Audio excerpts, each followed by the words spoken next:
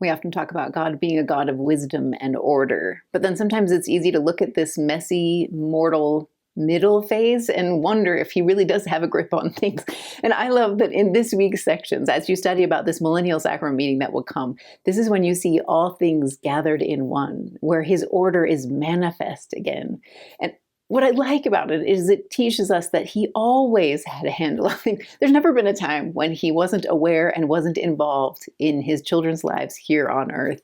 It's just in that millennial meeting where we'll start to see things all come together. And that moment of rejoicing is something I wanted to help my kids understand and capture. So there's a really cool way to teach this. I did this with my YSAs a while ago, and you can do it in a big classroom setting. You can do it with just a tiny little family. Either way, it works. All you need is a deck of cards. So just 52 cards, whatever you happen to have. You're going to want to arrange them by suit. So get ace to king in your hand and then stack all 4 suits together. For me, I found it easiest to do a red suit and then a black suit and then a red suit and a black suit. But just make those a stack. In fact, you're going to want to show your kids that they're all in order, just so that they can see that that's how things began. And talk about how there was order in the pre-existence. God had an order to all things, and there was perfect order there.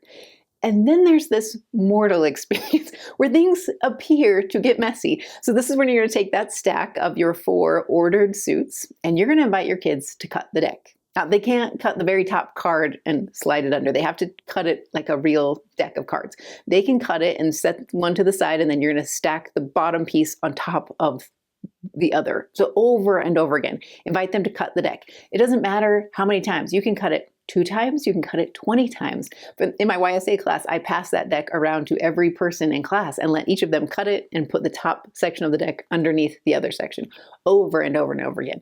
And ask them, what's happening to this deck of cards? It seems like it must be so messy after passing through the hands of, 30 plus students. And that's where you're going to show them the magic. So now you're going to deal out that deck. So still make sure those face cards are facing down because you don't want the big reveal to happen too early, but you're going to make 13 piles. So for me, I found it easiest since you almost want to deal it as if you were dealing cards to 13 players. So for me, I made kind of a grid where you've got, like several rows, and you're going to go in the same order every time. That's really important for your trick. So if you're starting at your top left corner, you're going to want to follow that same pattern every time you deal out all of these cards. So into 13 piles, you deal out this deck. And then you ask your kids what cards they think might be in each of these piles and let them flip over a pile. And what you'll find as you flip over one pile and another pile and another pile is order. Each of these piles should have 4 of a certain number, all different suits now, but you have 4 4s together, 4 3s together, 4 kings together. And then you're going to talk to your kids about this millennial meeting. Now, after this messy middle portion, before the Savior comes again, this fallen world portion, things got really messy and it seems as if the deck is shuffled.